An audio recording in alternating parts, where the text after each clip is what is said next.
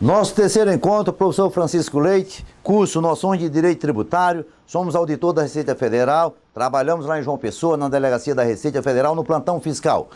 E estamos aqui construindo para vocês e com vocês também, com toda essa equipe interessante da DIVIC São Paulo, esse curso. Esse é o nosso terceiro encontro. E nós, no primeiro, nós estudamos a atividade financeira do Estado. No segundo, o conceito legal de tributo e a sua natureza jurídica. E esse terceiro vídeo é para trabalharmos as espécies de tributo. No encontro anterior, nós vimos que existe um discrimine, um parâmetro capaz de fornecer as bases teóricas para a separação das taxas, dos impostos e das contribuições de melhorias, que é exatamente o fato gerador. Vocês estão lembrados lá do artigo 4º. A natureza jurídica do tributo é determinada pelo fato gerador, sendo irrelevante a denominação e também o destino do produto da arrecadação. Então, se eu quero saber a diferença do imposto de uma taxa de contribuição de melhoria, fato gerador. Isso dentro de uma teoria chamada tripartite, que entende que tributos só são três espécies. Vamos avançar daqui a pouco e dizermos de que, na verdade, o Supremo Tribunal Federal entende que nós temos 5 espécies autônomas de tributo, certo? Porque temos também os empréstimos compulsórios e as contribuições sociais. Nesse primeiro esquema que a gente está mostrando aí, vamos trabalhar apenas dentro dessa teoria tripartite, imposto, taxa e contribuição de melhoria, porque o parâmetro único é o fato gerador. Os dois vamos trabalhar, as outras duas espécies, vamos trabalhar à parte. Pois bem, para isso, vamos imaginar, de um lado, a atuação do Estado, de um outro, a atuação do particular. Vamos pensar o Estado atuando de um lado e depois o particular atuando de um outro lado. Pois bem, vamos começar. A atuação do Estado. Vamos supor que o Pedro ele quer viajar para o exterior. Ele pode viajar para o exterior? Pode viajar para o exterior, ele tem o direito de ir e vir. Mas todos os estados, em todos os tempos históricos, eles se preocupam com a entrada e a saída de pessoas do seu território, por várias questões. Hoje em dia, então, principalmente essa questão de segurança nacional, por exemplo. Então, se aquela pessoa quer deixar o Brasil, tem o direito de deixar, mas a União, ela só permite essa saída se ela conceder um tipo de autorização, é preciso tirar o passaporte. Então, essa autorização dada pela União para o Pedro sair do Brasil é um tipo de atuação do Estado. Vamos pensar agora no outro exemplo. Maria quer colocar um restaurante aqui em São Paulo. Também tem o direito de exercitar qualquer atividade econômica lícita, a partir do artigo 170, que disciplina a atividade econômica do Estado, lá da Constituição Federal. Pode, só que a alimentação está vinculada à questão da saúde, então existe o interesse da coletividade, daí que, para ela colocar esse restaurante, precisa de uma série de licenças e de permissões, lá da Anvisa, do Corpo de Bombeiro e outras autorizações aí. Então, essa permissão é uma atuação do Estado. Observem, então, que o Estado, e eu estou falando do Estado no sentido amplo da palavra, pode ser União, Estado, Município ou Distrito Federal, muitas vezes eles autorizam as pessoas a exercitar, a fazer determinada atividade, ou sair do país. Essa atividade do Estado que limita um direito, que restringe um interesse ou uma liberdade em prol de um bem da coletividade, como segurança nacional, como saúde ou outro bem coletivo qualquer, se chama poder de polícia. Poder de polícia não é o poder da polícia, muito embora a polícia também, eventualmente, exercite o poder de polícia. Então, uma das atividades do Estado é, portanto, o exercício do poder de polícia. Vamos pensar em outra atividade estatal. Prestação de serviço público. E o Estado, repita-se, sentido amplo da palavra, União, Estado e Município, prestam inúmeros serviços públicos. Há alguns serviços públicos que são utilizados de forma uti-universi, ou seja, por todas as pessoas, e não há a possibilidade de mensuração de quanto daquele serviço foi utilizado por A, por B ou por C. Exemplo, o Serviço de Segurança Nacional. Não dá para medir, para quantificar quanto de segurança nacional eu utilizei, quanto de segurança nacional Antônio utilizou ou Carmen utilizou. É um serviço indivisível. Iluminação pública. Não há como a gente aferir ou medir ou quantificar quanto de iluminação pública Antônio, Maria ou José utilizou. Serviço indivisível. Pois não me interessa. Não nos interessa esse tipo de serviço indivisível. Nos interessa aquele tipo de serviço específico e divisível. Coleta de resíduo, coleta de lixo. É um serviço divisível? É. O carro que faz a coleta pode passar todos os dias naquela rua e pode pesar aqueles resíduos, aquele lixo produzido por cada edifício, ratear proporcionalmente. É um serviço, portanto, divisível, pois nos interessa o serviço público divisível e específico. É uma outra atividade do Estado. Então, o Estado exercita o poder de polícia, presta serviço público, mais uma outra atividade estatal, obra pública, constrói uma ponte, uma rodovia, um calçamento, uma escola, uma praça. E muitas vezes, quando o Estado, União, Estado, Município, Distrito Federal, realiza uma obra pública, normalmente aqueles imóveis do entorno, eles sofrem uma valorização de preço, eles aumentam de valor. Então, observem bem, deste meu lado, nós estamos vendo aí a atuação do Estado. O Estado exercitando o poder de polícia, o Estado prestando um serviço público específico e divisível e o Estado realizando uma obra pública.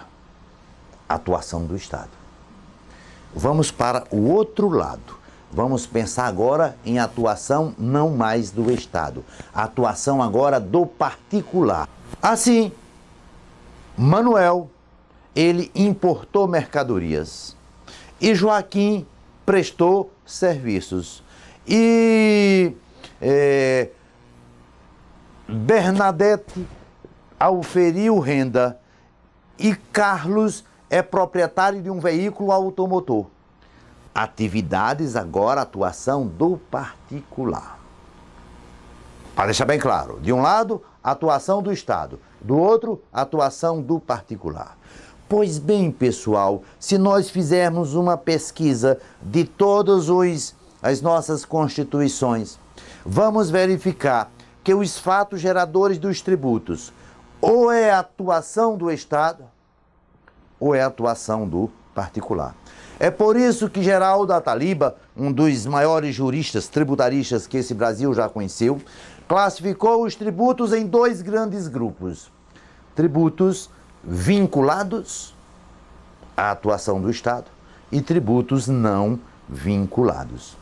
Tributos vinculados à atuação do Estado quando os seus fatos geradores constituírem em uma atuação do Estado. E tributos não vinculados quando os fatos geradores não estiverem atrelados, vinculados à atuação do Estado.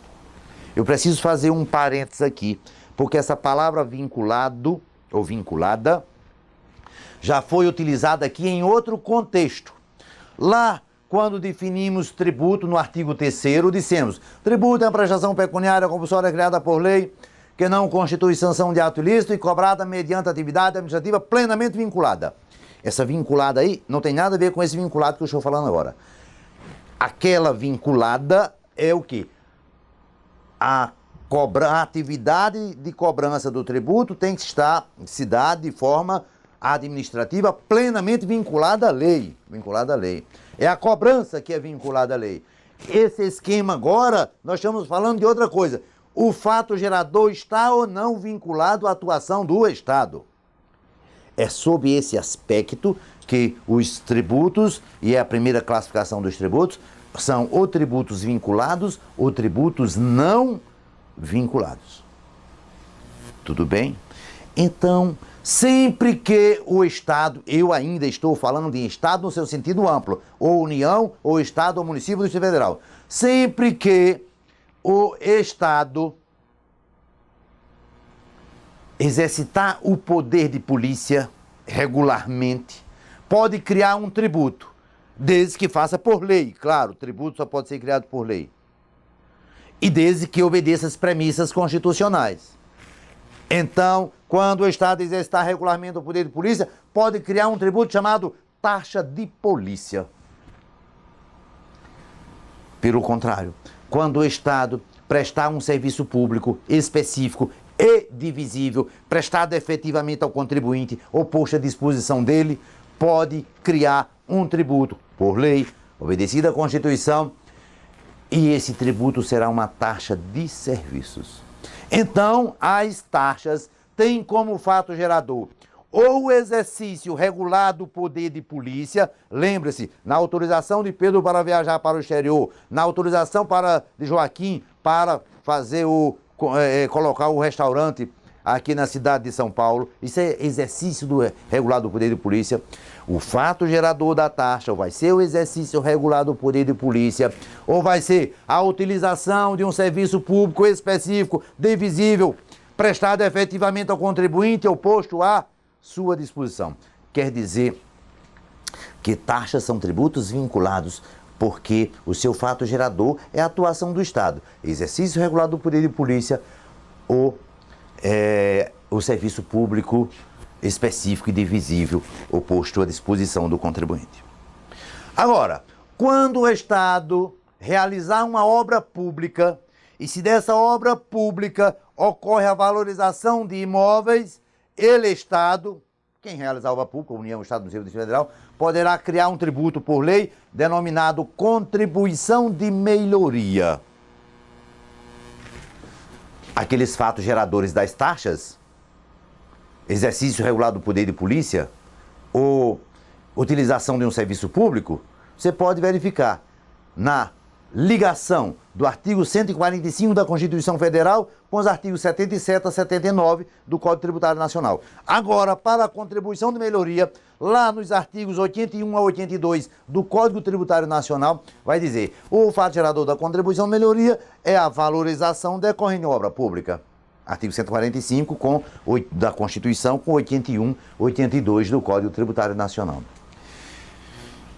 De fato, a União, o Estado, o município do Distrito Federal poderá criar contribuição de melhoria decorrente de uma obra pública e o fato gerador é a valorização do imóvel, tendo como limite total o valor da obra. Quanto é que foi a ponte?